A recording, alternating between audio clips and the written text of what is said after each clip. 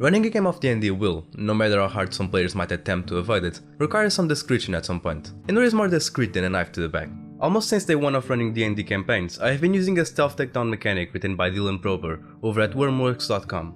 In this video, I will be mostly going through the steps of his stealth takedown mechanic, although I will add some adjustments of my own that I think are important. As someone who has been playing D&D for quite some time now, well, relative to my overall time alive up until this point, I can tell you that having a stealth takedown mechanic has greatly improved my games, both by cutting some encounters short, which avoids wasting precious time that can be used to aggressively haggle with innocent shopkeepers, and having my players feel like the conniving bastards they are. There are only 3 requirements for a character to be able to perform a stealth takedown. First, proficiency in stealth. Sure, you may be able to lop off heads with a single strike of your sword, but sometimes we need to avoid standing out. Second, both the player and the target need to be out of combat for this to work, just like when surprising a creature. And third, the target must be within the range of CRs permitted by the character's level, as shown in this table. We wouldn't want a level 2 nobody to just up and murder a dragon, but there are some benefits for successfully attempting a stealth takedown on a stronger creature.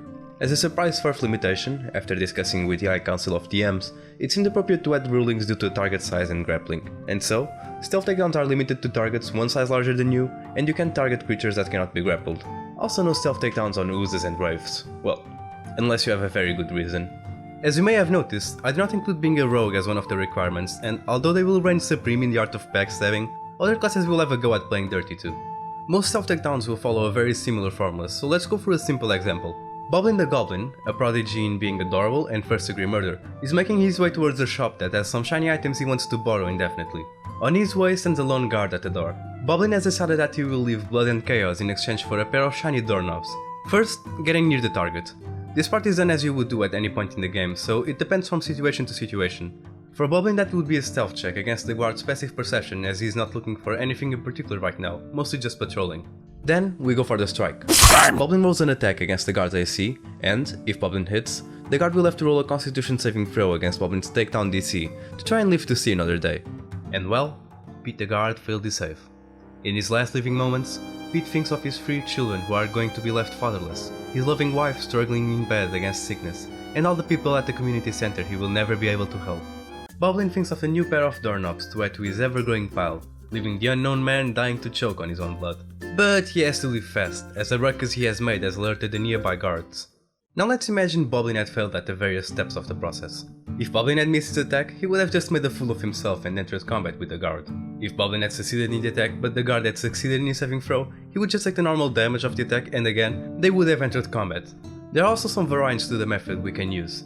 If Boblin had decided he wanted to get things done quietly, he would have to roll his attack with disadvantage, but that would still leave a bloody mess. When it comes to cleaning the mess, Dylan recommends a DC 20 stealth check.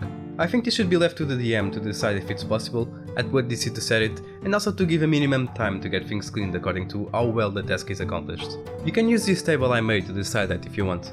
You can also attempt to kill with your own bare hands, if you're a monk or just a weapon to have the best fit in the game, or any other ability that allows you to use unarmed combat, you can go in for the kill without weapons. This will also avoid standing the ground with blood, but you will still have a dead body on your hands and another life taken weighing down on your conscience, if you have one. If you would rather keep things PG-13, you can go for the no-kill variant, but keep in mind you can only attempt this with either a bludgeoning weapon or with an armed strike variant I just spoke of. All the same rules apply for this one, unless you're going for the quiet no-kill variant. In this method, you have all the disadvantages incurred in the quiet one, plus you need to hold the grapple for 2 rounds while you choke out your target until he gets knocked out. Finally, let's say that good old Pete was actually Petros, the reigning champion of the Colosseum who mysteriously retired to live a life of simplicity as a guard. Well, that means that even if level 2 Boblin manages to get a blade between CR4 Petros' shoulder blades, it probably won't stop him from ripping Boblin apart soon after. In the case of Boblin succeeding the stealth takedown, he will deal an auto crit no matter what the previous attack roll might have been. Obviously, it won't be enough for mighty Petros to go down, but it will hurt. Not as much as getting your limbs separated from your body, mind you, but still. Here's a very useful and simplified TLDR of the entire stealth takedown mechanic process, courtesy of Dylan Prober. Now, as you're probably noticing, given how much time there is left until the video is over, we have some rules left to cover, specifically for the bonuses each class gets when going for the kill. I will make sure to leave some timestamps so you can quickly go to the class you are looking for. Well, let's get into it. Artificers? Nothing. Barbarians? Well, unless you have proficiency in stealth, I'm considering you a warmongering monster, so no. Bards? nada. Except for the College of Whispers Bard. You can add the bonus equal to the number of d6s you have for the damage of your psychic blades, if you're using them to make the stealth takedown. Clerics? No.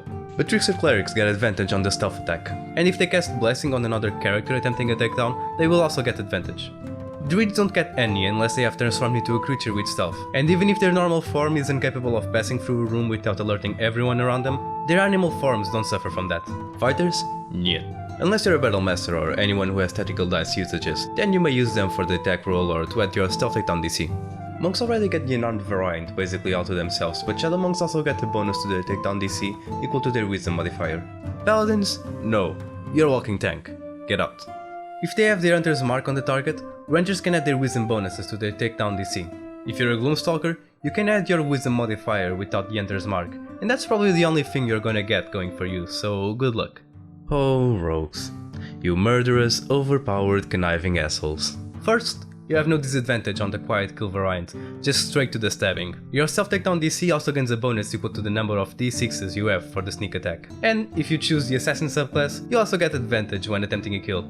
When it comes to Sorcerers, Warlocks and Wizards, they don't get to have any bonuses since the stealth takedown mechanic only applies to end-to-end situations.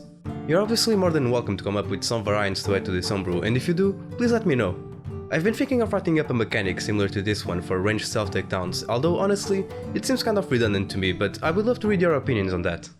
Anyways, that is everything you're gonna get from me, so go on, stab people.